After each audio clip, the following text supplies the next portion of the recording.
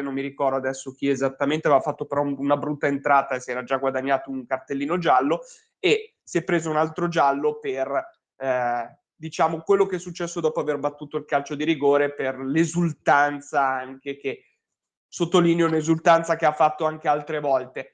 E poi dopo il finire della partita, quando la partita è finita, si sono scaldati ancora di più gli animi, perché si è messo di mezzo anche Andanovic ha ricevuto un pugno, sembrerebbe da Quadrado, almeno le immagini non ingannano. Poi lì non si può sapere esattamente bene quello che è successo, noi possiamo solamente apprendere le voci di corridoio, quello che dicono i giornali. Poi ovviamente non si sa che cosa gli è stato detto a Quadrado per arrivare a fare quell'azione lì, anche se alla fine, diciamolo, chi è passato dalla parte del torto è Quadrado comunque, anche se magari ha ricevuto un insulto pesante, chi sbaglia, chi alza sempre le mani.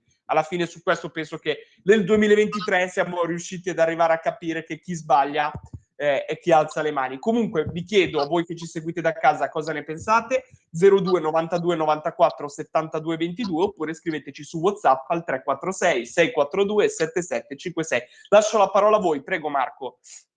Guarda, io su questa vicenda volevo dire un paio di cose.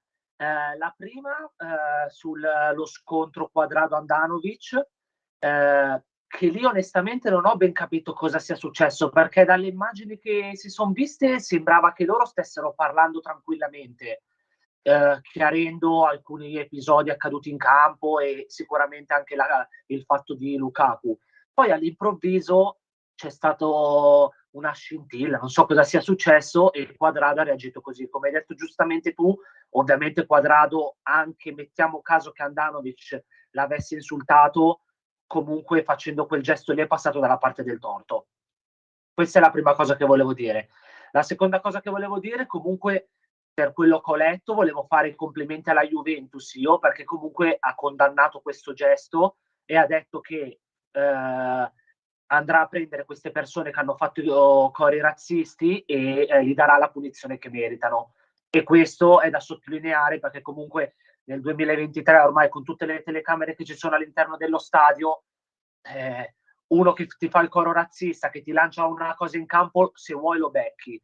E quindi la Juve, diciamo, secondo me è giusto fargli i complimenti e sottolineare questo fatto qua anche. Per quanto riguarda invece il discorso di Lukaku, l'esultanza mi sembrava un'esultanza normalissima, cosa che ha fatto anche in nazionale, come hai detto te, la settimana prima.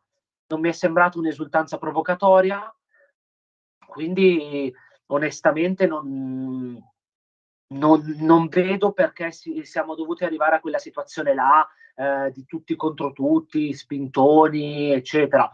Poi quando sei in quelle situazioni l'arbitro ammonisce anche un po', non dico a caso, però pesca nel mazzo 3 o 4 giocatori e li ammonisce. Quelli più accesi, insomma, esatto. Quelli che vede che sono un pochino più accesi rispetto agli altri, quello è assolutamente vero. Concordo ovviamente con ciò che hai detto tu, io aggiungo solamente una cosa, poi lascio la parola a Roberto subito. Io dico solo una cosa, io adesso ho letto sui social, si sono un po' tutti scatenati, siamo tutti, penso adesso al di là del tifo calcistico, dalla parte di Lukaku perché ha ricevuto quei cori lì, però quello che voglio dire, cioè, diciamo che è stato fatto un attacco più che altro ai tifosi juventini, ho visto un po' esagerato su quello, perché purtroppo il problema di questo tipo di cori capita un po' in tutte le tifoserie, cioè non è che capita solo nella tifoseria della Juventus, capita in tutte le tifoserie, addirittura anche in quella dell'Inter è capitato in passato, quindi su quello ovviamente è ipocrita cioè, diciamo, mettere alla gogna una tifoseria, questo è sempre sbagliato, è da condannare il gesto da alcuni tifosi, non l'hanno fatto tutti, punto e stop. Prego Roby. Volevo aggiungere, sono d'accordo con voi su quello che avete detto, era sull'ammonizione di Lukaku, perché sentivo oggi Calvarese, che è un ex arbitro, che comunque parlava di questa cosa e diceva che l'ammonizione, se si notiamo bene, lui provava a descrivere quello che ha potuto pensare l'arbitro in campo, è arrivata un po' dopo l'esultanza, quindi probabilmente arriva quando lui va un po' a muso duro con Quadrado, perché c'è stato un momento dove forse Quadrado, per l'esultanza che ha fatto, è andato lì, come fanno sai, alcuni giocatori, quando c'è l'esultanza provocatoria verso i tifosi vanno lì a dire qualcosa, e lì, se non sbaglio, si sono un po' presi e il giallo è venuto, hanno ammonito tutte e due per questa cosa, se non ho capito male dalla descrizione che faceva lui. Poi non lo so se è veramente andata così, questa è una descrizione che dava lui. Sì, no, ma sicuramente non è che è stato ammonito proprio perché ha fatto così. A me sembrava più che altro, poi più che altro non si capisce, io pensavo che personalmente il giallo fosse arrivato perché lui cercava di rispondere ai tifosi, a me sembrava quello inizialmente dalla televisione, poi purtroppo però le inquadrature sappiamo come sono, continuano a cambiarle. No, lui diceva che passa tanto tempo dall'esultanza a quando prende il giallo, quindi lui diceva probabilmente l'ha dato per quello scontro che ha avuto con Quadrado, che sono andati un po' a modo duro a parlare. Comunque ha ricevuto un sacco di solidarietà sui social Romelu Lukaku, perché molti hanno commentato il suo post, molti calciatori, tra cui anche lo stesso Mbappé, ho visto tantissimi altri giocatori, veramente al di là di giocatori che appartengono all'Inter, ma è stato sicuramente un bel gesto da parte di tantissimi giocatori. È nata però sempre una polemica sui social, legata se non erro, a Fagioli, che ha pubblicato una cosa dicendo sostanzialmente però nessuno ha detto niente quando eravamo quando a San Siro gli urlavano a Kostic e a Vlahovic, scusate, Zingaro, no? Così nessuno ha detto niente. Allora,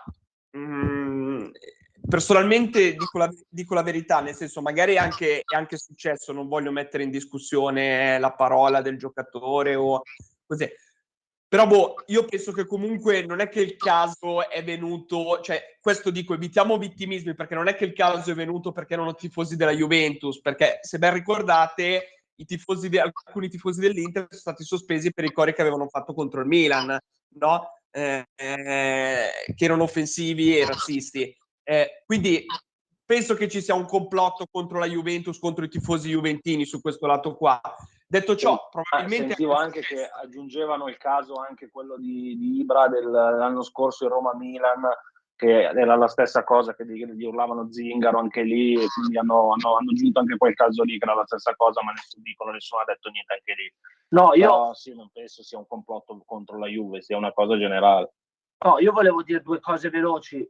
Allora, uno dei social, cioè che ho letto anche gli insulti che ha ricevuto Quadrado sotto il post, e quelli sono vergognosi comunque, cioè perché è vero, Quadrado ha sbagliato a tirare il pugno eccetera, però se uno va a commentare determinate cose sotto il post, alla fine sbaglia tanto quanto ha sbagliato Quadrado, perché non è che risolvi qualcosa scrivendo quelle cose sotto il post. E l'altra è a Fagioli, cioè, nel senso, non puoi giustificare il comportamento dei tuoi tifosi dicendo ma anche a San Siro hanno fatto così, cioè, perché se no non riusciamo più da questo circolo qua. No, esatto, fa abbastanza. A me, io ho proprio voluto commentare questa dichiarazione qua perché fa ridere in sé, cioè condanna l'accaduto e basta. Cioè, questa cosa qui è molto simile a quello che accade quando c'è la violenza, magari in politica anche. Cioè, quando c'è una violenza, che sia verbale, che sia fisica, va condannata, punto e stop. Cioè, non è che bisogna tanto star là a discutere. Se è successo anche a San Siro, io ripeto, non voglio mettere in discussione la parola del giocatore, ci mancherebbe altro, è successo probabilmente, però sarebbe venuto fuori se c'erano dei telefonini a riprendere o era stato così evidente che tanti tifosi facevano questo coro qua, sarebbe venuto fuori, ci sarebbe stata la polemica nello stesso identico modo nei confronti dei tifosi dell'Inter. Questo voglio dire. Piuttosto condanna in quel momento quando è successa. Fagioli, invece che fare il post adesso per giustificare, condanna quando è stata la partita a San Siro, faceva il post per condannare quella cosa, e invece che farlo adesso per giustificare i cori contro Lukaku. Comunque possiamo dire che è stata una partita che secondo me, insomma, il pareggio alla fine c'è stato alla fine in un modo o nell'altro, anche se devo dire una cosa, c'è una differenza secondo me, e qua bisogna fare un plauso alla Juve. La Juve secondo me comunque per quanto riguarda giro palla, sicurezza in campo, così ha giocato molto meglio, secondo me, rispetto all'Inter. Noi abbiamo sbagliato, vabbè, come al solito, una marea di gol, ma questo ormai è un problema dell'Inter, cioè siamo riusciti comunque a pareggiare con un calcio di rigore all'ultimo, ci è andata di fortuna, perché sennò quella partita lì terminava 1-0. la Juventus poi sta coltivando, secondo me, un Fagioli e un Gatti anche che stanno crescendo su bene, secondo me. Poi certo, uno può fare la provocazione e dire una cosa: grazie al cavolo, nella Juventus di oggi questi qua giocano, perché se guardavano la Juventus fino a pochi anni fa erano panchinari fissi, quindi per la carità del Signore. Ecco, però, Matteo, scusa, abbiamo un ascoltatore. Grazie mille, caro Giulio. Prego, buonasera, in diretta qui con noi su Radio Libertà, sulla legge del gol. Vi saluto ragazzi da un leghista, però cercate di essere un attimino più obiettivi e non parlate sempre di Milan e di Inter, perché forse ce l'avete sempre davanti. La partita l'avete vista quella con la Juve? O no? Certo che l'abbiamo vista, io l'ho vista tutta. Allora, l'arbitro, cioè quando Fagioli ha stoppato il pallone con lo stomaco, l'arbitro ha fermato la partita perché voleva che ci fosse già il rigore lì, giusto? Poi il VAR ha fatto continuare perché l'aveva presa con lo stomaco.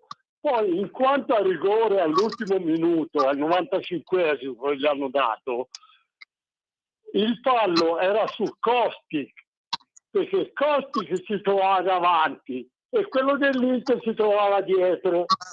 Perciò il fallo era su Kostic, doveva già fermare lì e dare il fallo contro l'Inter. Invece ha fatto proseguire l'azione e poi gli ha dato rigore, giustamente c'era con la mano, ma è partito di lì. L'azione è partita di lì. Se lui fermava quell'azione lì e gli dava il calcio di punizione a Costi, la partita finiva 1-0. Poi in quanto mi dite voi che l'Inter ha tirato dove ha tirato? Ha tirato dove? Dove avete visto voi che ha tirato? Ha tirato dove? No, è quello che a me risulta che abbiamo tirato. A me risulta che abbiamo tirato. Poi io sono stato il primo da interista, sono l'unico interista stasera che ha detto che la Juve secondo me ha giocato meglio. Sì, ha giocato meglio, a parte quello che ha giocato meglio. Io non ce l'ho con l'Inter, nemmeno col Milan. A me piace vedere le partite, ma non mi dite che era giusto quel rigore lì, perché qual è il suo tifo? Noi vogliamo sapere qual è il suo tifo, qual è la sua squadra del cuore, la Juve. Come? Qual è la sua squadra del cuore? La Juventus? Sì, la Juventus perché il telefono da Torino, perciò... vabbè, potete tifare Toro. Solitamente chi vive a Torino tifa Toro, la maggior parte delle persone che ho conosciuto. Come? La maggior parte delle persone che ho conosciuto che vivono a Torino tifano tutti Toro, per quello chiedo, perché magari era tifoso di un'altra squadra. Io non so del Toro, assolutamente, anche se non c'ho niente contro il Toro, però so della Juve, però cerco di essere obiettivo. Cioè, se l'Inter gioca meglio, il Milan gioca meglio, sicuramente lo vedo che gioca meglio, ma ieri sera, non è stato così, La partita l'avete vista bene. Se lui fermava l'arbitro quando c'è stato quel fallo su Kostic, sarebbe finita 1-0. Poi in quanto alla rissa o non rissa, le cose io non sono d'accordo perché già lì ha sbagliato anche Quadrato, poi non so cosa si sono detti tra lui e Andanovic e non lo voglio sapere, però nei tempi passati anche lì ha fatto quelle cose lì, cioè ci può anche stare, non mi scandalizzo tanto. Comunque ragazzi, cercate di essere più obiettivi. Ma siamo oggettivi. Poi guardi, hanno parlato pure due milanisti che sicuramente non sono favorevoli all'Inter, anzi tra Inter e Juventus penso che scegliono 100 milioni di volte Juventus. Vabbè, comunque l'importante per me è la Lega più di tutti. Va bene, la ringraziamo, Ciao, la ringraziamo, grazie mille per il suo intervento, ringraziamo il nostro caro radioascoltatore per il suo intervento, ricordo per chi volesse chiamare 02 92 94 72 22 oppure ci potete scrivere su WhatsApp al 346 642 7756. Io però voglio ringraziare di cuore l'ultimo radioascoltatore, anche se non sono d'accordo con lui, per due motivi. Uno, perché secondo me noi cerchiamo di essere più obiettivi, più oggettivi, più obiettivi possibili. Poi qualche volta sicuramente si noterà che ovviamente interviene in noi quando trattiamo determinati argomenti o determinate situazioni la nostra fede calcistica. Dall'altra parte però voglio dire anche al nostro radioascoltatore grazie, perché è il primo ascoltatore juventino che finalmente ha chiamato sulla legge del gol e ha detto la sua, quindi i tifosi juventini ascoltano Radio Libertà, quindi io ringrazio il Signore e lo invito davvero le prossime volte a sintonizzarsi il giovedì sera dalle 20 alle 9 praticamente, che c'è la legge del gol, mi raccomando, perché stiamo curiosi di sentire il suo parere anche, e questo vale anche per tutti i tifosi juventini. Se no sentiamo sempre tifosi del Milan, tifosi dell'Inter, è finito, anzi, e non mi scordo, grandissimo tifoso del Bologna, Alessandro da Bologna, che salutiamo se ci sta ascoltando, ovviamente. No, io volevo rispondere. Vai. No, perché nel senso il telespettatore ci dice che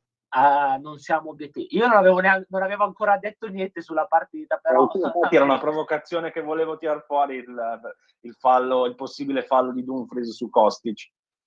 No, ma secondo me non è mai fallo nella vita quello. Cioè, qual è il fallo? Io era solo per chiedervi, non ho detto che, però non penso neanche io fosse fallo. Ha saltato più in alto, non c'è stato. Esatto, è semplice. Dumfries salta più in alto, poi Bremer fa una roba folle che la prende di mano, quello è calcio di rigore, c'è poco da dire secondo me. Per il discorso di come è andata la partita, posso dire, avendola vista, che secondo me meritava di più la Juventus nei 90 minuti. Però quello è calcio di rigore, cosa vuoi dire? Anche che non è calcio di rigore quello? Poi per il discorso che fa sulla rissa che ci può stare così, non sono proprio d'accordo. È vero che a fine partita, comunque il derby d'Italia, gli animi sono tesi e quello lo sappiamo, però arrivare a quei livelli là secondo me è una brutta immagine per il calcio alla fine. Sì, infatti quella cosa lì sul rigore sono d'accordo, perché comunque è un fallo di mano e il rigore era netto. L'unica altra provocazione che volevo dire all'interista che c'è qua sotto, Matteo, era che parlavano, quando abbiamo parlato di Inter-Barcellona, qualcuno ha sentito dire che il rigore era molto simile a quello che non venne dato al Barcellona in casa dell'Inter, e invece è stato dato all'Inter. Guarda, ti lascio commentare a te da solo questa cosa che hai appena detto, non c'è bisogno di aggiungere altro. Non c'è veramente bisogno di aggiungere altro. No, io volevo parlare del campionato dell'Inter invece. No, parliamo anche del campionato, perché comunque adesso, visto che siamo in atmosfera nero-azzurra, l'Inter non sta comunque facendo delle ottime prestazioni, perché anche in campionato con la Fiorentina in casa ha perso. Ecco, in casa abbiamo l'ennesima sconfitta fatta in casa. Con la Fiorentina io parto da un presupposto: stavolta do la colpa a Inzaghi fino a un certo punto, ovviamente, perché ragazzi, io ero a San Siro a vedere la partita Inter-Fiorentina, cioè noi non sappiamo segnare, cioè abbiamo fatto una marea di tiri in porta, cioè Lukaku si è mangiato 10 gol solo con la nazionale, fa le triplette. Se ne è mangiato uno sulla linea di porta. Se ne è mangiato altri. Mkhitaryan ha fatto il pazzo, a un certo punto si è scartato tutta la difesa, è partito e sta per segnare a momenti in rovesciata e ribattuta contro il portiere, no? Cioè, abbiamo avuto una marea di azioni, abbiamo preso pure un palo, è stata una partita veramente assurda, surreale, cioè nel senso che abbiamo fatto una marea di tiri in porta, Onana ha ricevuto comunque dei tiri in porta, ha fatto delle parate allucinanti, e il gol che ha preso di Bonaventura obiettivamente non ci poteva fare niente, la parata, la prima, la seconda, Bonaventura libero, tac, la pucciata dentro e via. Però Inzaghi qua stavolta, se gli posso dare l'unica colpa di non ho capito il motivo, puccia Lukaku, scusatemi, puccia Lautaro dal primo minuto. cioè non metterlo al 60esimo, perché giocava l'attacco Lukaku-Correa, no? E Correa rientrava dall'infortunio comunque, poi comunque con l'Inter non si sa perché non sta facendo delle ottime prestazioni, anche se ha fatto una buona prestazione, devo dire, San Siro, ha fatto una buona prestazione. Io non avrei non osato a mettere Lautaro invece di preservarlo per la Juventus, che tanto poi l'hai messo al 60esimo, no? Quindi io l'avrei messo lo stesso, Lautaro, anche perché la Fiorentina, ed era una Fiorentina che cercava la quinta vittoria consecutiva, che non è che andavamo contro una squadretta che uno dice vabbè è in basso al campionato, possiamo anche osare a non mettere Lautaro, no? Sai che c'è una Fiorentina che è in cerca della quinta vittoria consecutiva, Cazzarola gliel'abbiamo data. Non voglio dire che se c'era Lautaro vincevamo la partita, però qualche probabilità in più in fase offensiva c'era, anche perché con la Juventus Lautaro è stato inesistente, inesistente, proprio qualcosa di inesistente. Quindi non lo so, è un periodo nero per l'Inter, è un periodo nero, tanto che ci siamo riusciti a far superare dal Milan, no, senza togliere ovviamente. Infatti non capisco perché lo dici con quel tono.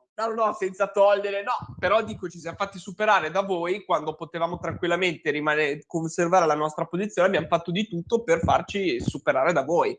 Cioè, non lo so, tra l'anno scorso e quest'anno Inzaghi per me è dentro, non lo so, un po' milanista forse, cioè che dice, ma no, ma dai, facciamoli passare, dai, no? I cugini, no, facciamoli passare. Boh, vabbè, comunque un periodo nero e sicuramente l'anno prossimo andranno fatte delle grandi rivoluzioni, a partire ovviamente dalla panchina.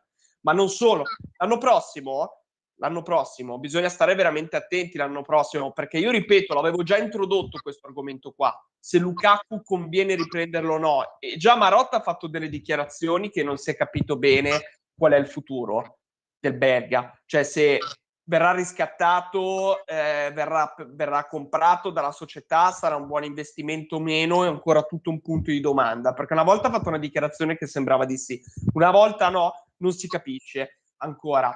È un bel punto di domanda, perché col fatto che quest'anno Lukaku è stato fuori per metà del campionato e sta giocando poco, perché lui deve giocare tanto adesso lo deve far giocare continuamente, ogni partita deve farlo giocare, perché uno deve capire se può tornare il Lukaku di 2 anni fa o è irrecuperabile quel tipo di giocatore lì, cioè che è stato un'annata, capito? Cioè, un'annata. No, ma io scusa se ti interrompo, ma a proposito di questo che dicevi te sul che ci dovranno essere appunto delle riflessioni da fare a fine anno, eccetera.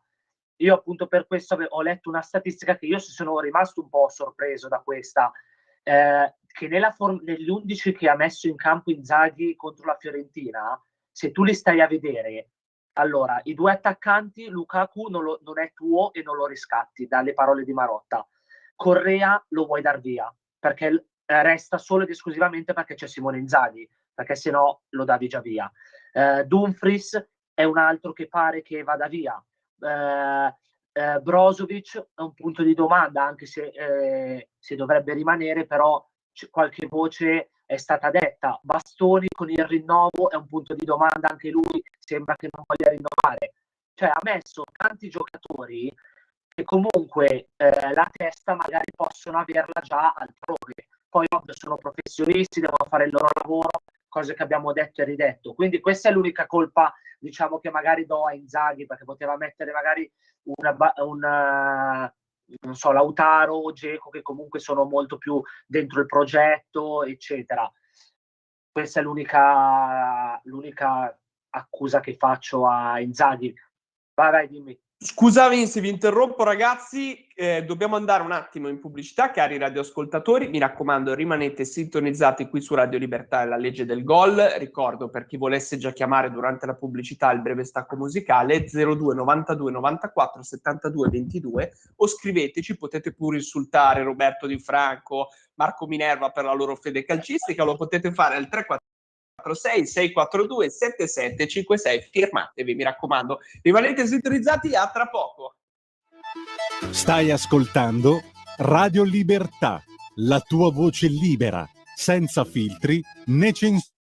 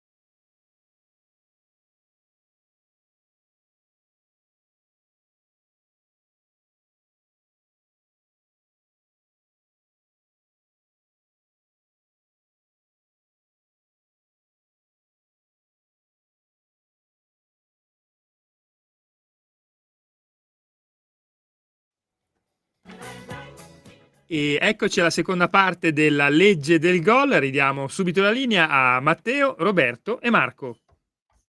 Grazie mille caro Giulio, ben ritrovati cari radioascoltatori sulla legge del gol. Proseguiamo nel parlare di questo benedetto campionato di Serie A.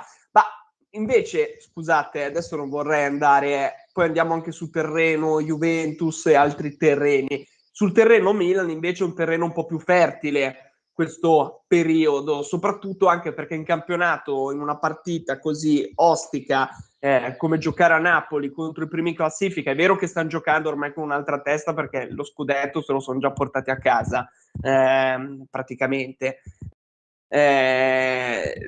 Dico sempre praticamente fino alla fine perché non si sa mai, perché all'ultimo minuto magari vengono tolti dei punti e vengono ridati alla Juventus, la Juventus arriva prima, loro invece non vincono lo scudetto. Penso che succede un macello che neanche ci possiamo neanche immaginare, ma neanche lontanamente. Ma la cosa assurda è che se dovessero mai vincere lo scontro diretto Juve e Napoli, ridagli 15 punti, sono a meno 9.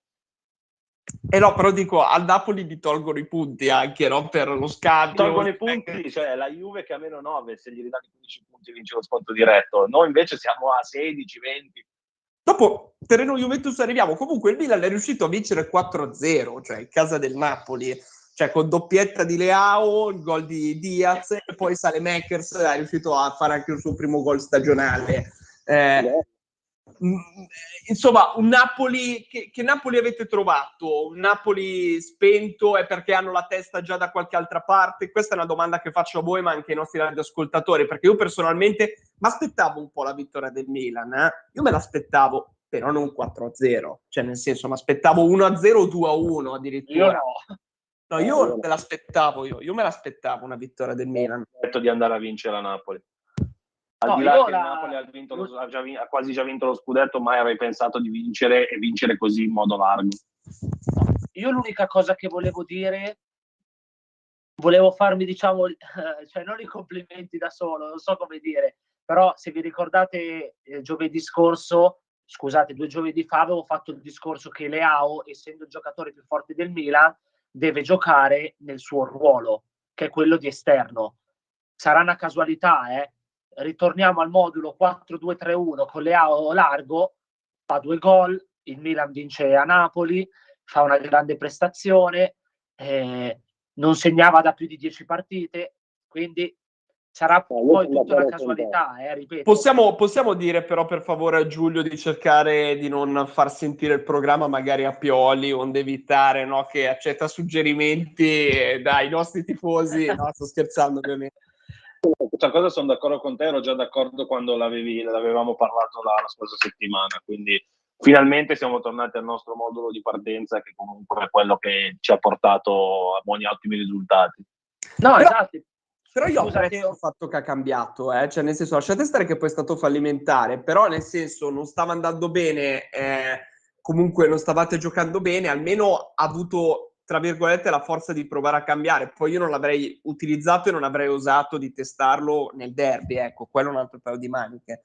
No, ma infatti diciamo che Milan ha fatto un mese di gennaio terrificante. Poi è normale, lui ha cercato di mettere qualche toppa cambiando il modulo, eccetera, poi si è reso conto che comunque anche cambiando il modulo alla fine i risultati erano quelli che erano e quindi è tornato al suo modulo. Ma diciamo, cioè col Napoli si è rivisto il vecchio Milan dell'anno scorso e dell'inizio di quest'anno, perché comunque tutti pressavano, intensità, uomo a uomo, il Napoli non aveva il tempo di ragionare, comunque tutti gli 11 in campo hanno fatto una grande partita perché Calabria ha tenuto bene Kvaratskhelia che non ha fatto niente. È vero che a loro gli mancava Osimhen, che è da sottolineare, però c'è anche da dire che tutte le partite che avevano fatto senza Osimhen avevano sempre vinto con 3 gol, 4 gol, quindi comunque diciamo che non era la prima volta che giocavano senza Osimhen. Lobotka, che è uno dei migliori centrocampisti della Serie A, ha fatto male, quindi c'è da dire che il Milan ha fatto una grande partita. Da qua a dire il Milan è tornato, in Champions sarà una passeggiata. Però si apre questa, io proprio qua mi volevo collegare, visto che comunque voi li rincontrerete in Champions, Cioè, comunque ragazzi, le avete dato... No, non voglio dire che vincete, per la carità del Signore, adesso parlo a livello oggettivo, adesso al di là dei vari sfottoi e del tifo, però comunque perdere 4-0 in casa contro il Milan però è un segnale d'allarme. Io parlo dal punto di vista del Napoli, cioè se io fossi un tifoso del Napoli, uno che segue il Napoli, mi metterei un po' le mani nei capelli, perché dico, cavolo, questi è vero che in campionato non è in Champions, però io voglio ricordare che il Milan in Champions c'ha una storia, c'ha molta più esperienza rispetto al Napoli, che sono... Il Napoli è ancora un bambino in Champions League che ciuccia ancora il latte dal seno della madre, cioè voi siete invece degli uomini maturi in Champions, questo voglio dire. Quindi non voglio dire vincete, però adesso guardando dall'altra parte io mi metterei un po' le mani nei capelli, perché è un segnale forte. Sicuramente può essere un segnale di allarme, come può essere magari una partita storta che tanto ormai era andata storta, 2, 3, 4-0 gli cambiava poco, e in Champions arriveranno con un'altra testa, più pronti, anche perché avranno più stimoli, perché ormai il campionato diciamo che è quasi fatta ormai. La Champions è un altro discorso, poi non lo so, sarà anche che non mi voglio sbilanciare anche per scaramanzia, però non lo so, non sono così convinto che questa cosa ci metta la strada in discesa. No, beh, io invece di una cosa sono convinto, che questa partita comunque ha dato più consapevolezza al Milan e al Napoli li ha fatto aprire di più gli occhi, perché dopo il sorteggio ne avevamo parlato, tutti avevano festeggiato, tutti i tifosi napoletani, abbiamo preso il Milan, siamo in finale di Champions. Questa partita, io ho sentito dire non sono nessuno, gli diamo 2 gol. Esatto. Quindi magari adesso dopo questo 4-0, magari un po' capiscono che comunque la partita te la devi sempre giocare. Poi magari se sei più forte del Milan, per carità, passi te. Però comunque la partita te la devi giocare. Dall'altra parte il Milan non si deve montare la testa, perché come avete detto bene voi, è un 4-0, è in campionato che il Napoli l'ha praticamente quasi vinto, quindi può anche aver giocato, diciamo, un po' più così tranquillo, blando, anche se comunque c'erano tutti i titolari, non è che ha messo delle riserve, eccetera. Quindi la squadra che giocherà contro il Milan in Champions sarà quella più Osimhen al posto di Simeone. Guarda, tu hai detto tutto, hai detto con ciò che hai appena detto. Gli occhi del Napoli si devono un attimo aprire sotto questo punto di vista qua, e poi il Milan ha preso molta più consapevolezza. Ragazzi, è aperta, cioè se prima magari c'era qualche... È veramente una partita... Lo era già in verità all'inizio, perché comunque state andando a giocare contro il Napoli, ok, primo in campionato, quest'anno annata perfetta, sta giocando un calcio spettacolare, però neanche uno sta dicendo vado a sfidare il Bayern Monaco, cioè che uno dice cavolo, lì mi deve andare proprio di culo, lì mi deve andare di fortuna, lì. Cioè che in un'azione la butto dentro, faccio anche un tiro, la butto dentro e loro sbagliano e il portiere fa miracoli, cioè scende anche un santo a proteggere la squadra. Ecco, insomma, è un finale davvero aperto. È un finale davvero aperto, e poi ragazzi, siamo lì, Siamo lì perché dopo, da qui, dai quarti, si va in semifinale. E dai semifinale finale, un attimo. Ragazzi, io guardate, non voglio dire niente perché non voglio per scaramanzia così. Però ragazzi, se ci sono probabilità che il Milan possa vincere contro il Napoli, le probabilità ci sono dall'altra parte, anche perché per me quanto hype, lo diciamo nelle scorse puntate, quanto hype farebbe un derby in semifinale, ragazzi? Semifinale di Champions League, un derby? Troppo. Cioè ragazzi, no, ma proprio a livello anche internazionale, al di là dell'Italia, no? Che se lo guardano tutti, cioè Milan-Inter che si affrontano in Champions League come tempi passati, cioè, anche a livello proprio europeo e internazionale è una cosa che proprio esplode, cioè vedere due squadre così che si affrontano con la loro storia che hanno. Così neutrali che la guarderanno, perché milanisti e interisti non so quanti ci arrivano vivi alla partita con l'ansia che porta. Quello problema, ma infatti terranno fuori dallo stadio una marea di camionette pronte per i cuori delle persone che lo reggono, perché compreso anche il mio, perché nel senso sto male, mi faccio portare a San Siro e da San Siro mi faccio portare in ospedale, poi faccio questa scelta qua. No, è veramente sarebbe tanta roba per il calcio italiano comunque. Adesso, al di là di Milan, Inter, Napoli, chi ci arriva, che sicuramente un italiano in semifinale c'è, Milan o Napoli, quindi dall'altra parte se passa l'Inter da una semifinale tutta italiana sarebbe veramente tanta roba per il calcio italiano. Quella sarebbe se passasse l'Inter, perché vorrebbe dire che comunque una finalista sarebbe italiana. Quello sì. Arrivare quest'anno ragazzi abbiamo la possibilità di arrivare là. No, più che altro sapete anche per cosa, perché comunque è vero, noi diciamo sempre, l'abbiamo detto anche noi più volte, che il calcio italiano è un calcio rispetto a molti altri campionati, tra cui la Premier, è di livello inferiore, eccetera. Però ha portato 3 squadre ai quarti di Champions comunque. In Europa... Una cosa per iniziare a lavorare in modo diverso, comunque un buon punto di partenza per poi riportare il calcio italiano a livelli diversi, dove è sempre stato abituato comunque. Allora, non voglio fare un paragone perché stiamo parlando ovviamente di cose completamente diverse, però una lezione che personalmente noi italiani abbiamo imparato poco tempo fa, riguardante sempre al calcio. L'Italia e gli europei, ragazzi, non li davamo 2 lire. L'Italia agli europei, con le squadre che c'erano, la Francia che c'era, la Spagna, la Germania, l'Inghilterra, ok? Non gli davamo 2 lire, eppure siamo riusciti a vincere l'europeo. Contro l'Inghilterra siamo riusciti.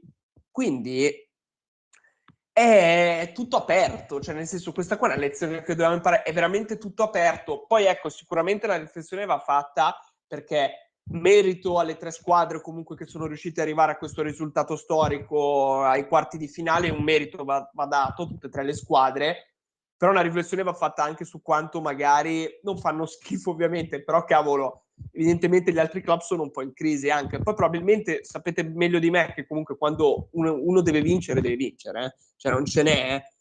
Se uno deve vincere, cioè gli puoi mettere tutto contro, ma vince lo stesso. Si vedrà. No, si vedrà, sicuramente. Però... Vai, scusa. No, vai te, Robby, vai te. Una piccola cosa che sicuramente complimenti alle 3 squadre che sono arrivate ci devono essere, però poi c'è anche da valutare che c'è anche andata bene nel fatto che siamo tutti dalla stessa parte, le 3 italiane col Benfica, e di là ci sono i mostri sacri tutti insieme, Real, City, Bayern Monaco. C'è anche andata bene in quel caso, però comunque 3 squadre ai quarti sono arrivate. No, quello senza dubbio ci è andata bene. Io prima di chiudere invece volevo fare una provocazione e dire che fin quando, cosa anche questa detta e ridetta, non ci faranno fare sti benedetti stadi o le cose che le società chiedono, purtroppo il calcio italiano rimarrà sempre un passo indietro a tutte le altre. Perché io, visto che si parla della mia squadra, il Milan, sto leggendo attentamente il discorso stadio, cioè a me viene da ridere quando leggo determinate cose. Il presidente del Milan, Scaroni, e secondo me giustamente, ha preso un sacco di critiche per questa cosa che ha detto, perché ha osato toccare San Siro. Ovviamente San Siro per tutti noi è un monumento che non vorremmo buttare giù, questo l'abbiamo detto, però è inevitabile, è uno stadio vecchio, è uno stadio che non porta gli introiti che una società ha bisogno per andare avanti. E ha detto, lui sempre quell'intervista ha detto che il Milan perde dai 100 ai 150 milioni di euro all'anno dallo stadio, cosa che potevano reinvestire tranquillamente nel mercato. Ma questo è un punto che abbiamo sempre toccato comunque, perché abbiamo sempre detto che per tutti e 4 era un sacrilegio buttare giù San Siro e perdere un monumento così, ma ormai nel calcio di oggi, e l'Inghilterra ce lo insegna, con lo stadio di proprietà, o lo stadio di proprietà o se no non vai da nessuna parte, non riesci ad andare avanti, perché comunque San Siro ti porta via tanti soldi perché non è uno stadio tuo.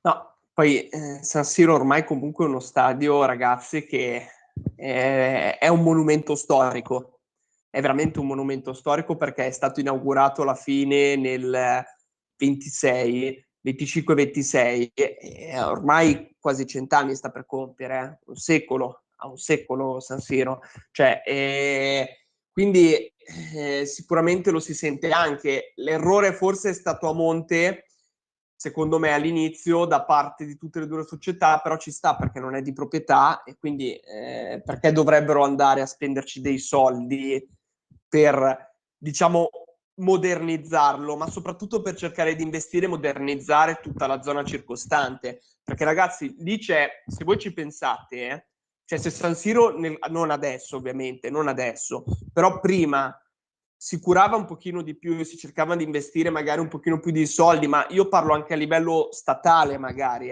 da parte dello Stato, visto che comunque un monumento così, però sappiamo che sarebbe un casino, però poteva diventare qualcosa di straordinario per tutto anche la zona che c'era attorno, cioè si potevano costruire negozi seri, cioè non solamente negozi veramente belli, centro commerciali, ristoranti, cioè quella zona lì poteva essere completamente rivalutata ed è stato un peccato. No, ma Ed è infatti, stato...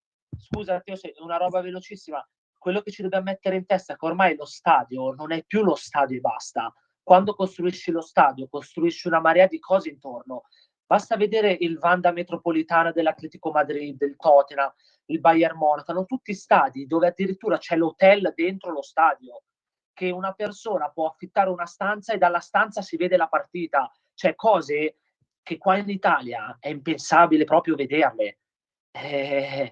Così però il calcio italiano non tornerà mai a quei livelli là del 2002-2003 dove ogni anno c'era un italiano in semifinale, finale, semifinale, finale. No, il problema della burocrazia comunque rispetto a tutti gli altri paesi, la burocrazia italiana è tutta un'altra cosa, è una cosa proprio...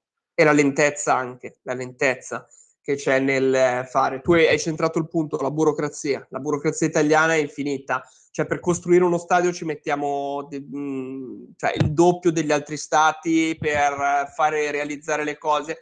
L'unico club che ci ha visto per il momento, secondo me giusto, ma per come ha copiato anche, come hai citato te, questi tipi di stadi qua, è la Juventus, tra virgolette, che si è avvicinata di più, che ci è arrivata per prima. Ancora una volta, in questi termini qua, in termini anche di marketing, la Juventus è avanti a tutti noi su questo piano qua. Dobbiamo cominciare, come hai detto tu Marco, a fare così anche noi italiani, perché se no va a finire che rimaniamo indietro di anni, e rimanere indietro in ogni settore, come poi anche quello sportivo e calcistico, è sempre un male e lo si vede negli effetti. E se vogliamo tornare diciamo, a contare qualcosa in Europa, noi, parlo di Inter e Milan soprattutto, è una scelta che va fatta alla fine.